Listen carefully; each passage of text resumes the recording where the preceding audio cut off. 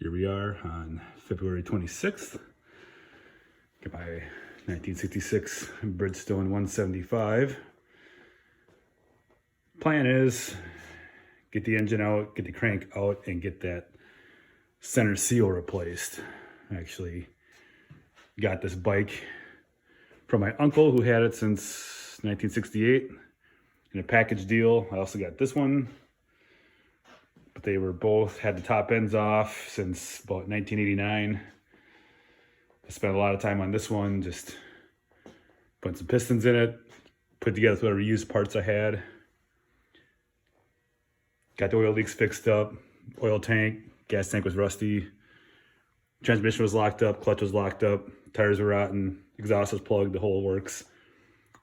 No title, all that stuff's been resolved, so it's time trying up the power a little bit. It started starting hard.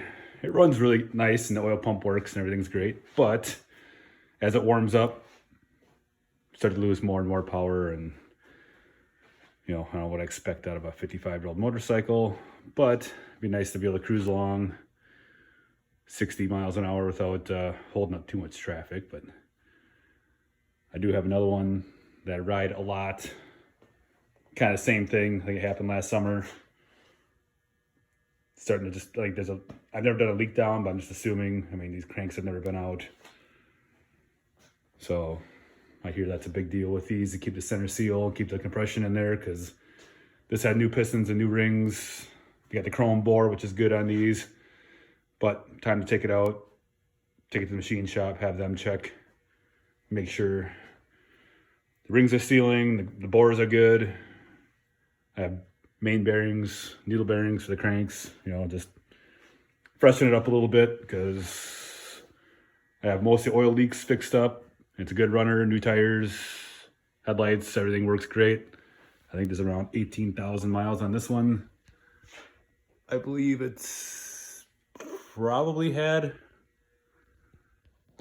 a used engine already, but the serial numbers are so close that either the side covers were changed back or this is the original motor. Tough to say. I did get a spare engine with it. It was all taken apart with it, so that is part of this. So the idea to get this apart,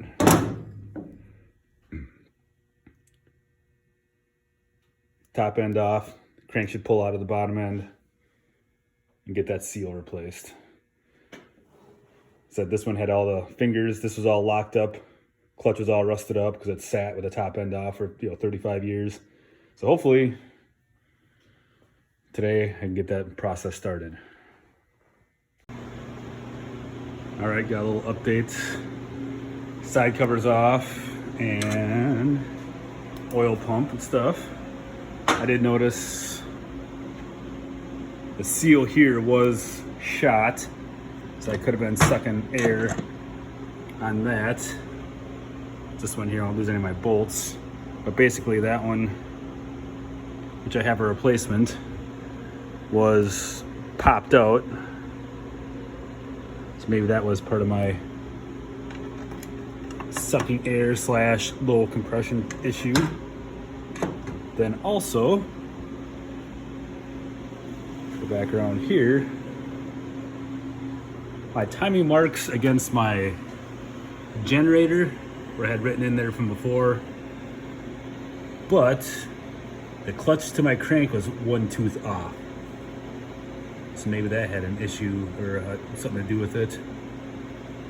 So when I put it all back together, I was going to keep that in mind because I know there should be another timing mark in this clutch someplace, but basically the piston's kind of at top dead on the left side, but I'm not totally perfect on that. So I'm just going to chronicle this as watch for that when I put it back together. Hopefully can send an update soon. All right, little update. Engine out, cylinders off. Cases are being split. I just got to pull the pistons. But you can see here I got the gap in there. I'm gonna try and leave as much of this on there as possible, but a lot of cleanup. This thing was extra crusty. And I have had issues with These stud bolts have all stripped out at one time, so most have helicoils. Probably been better off with a new engine, but this is what it has and it runs, so. So another update, crank is out. They actually really cleaned up. That was super rusty because it sat open with no top end in a yard barn for like 30 years. So like I said, this was all sticky and stuck, and after I got it all working, I just kind of blew it out with some brake cleaner and oil and that kind of stuff, so surprisingly well. But all of this was for this culprit here, I think. There's a center seal. It's all busted. I'll take this to the machine shop. It's the 09090-116.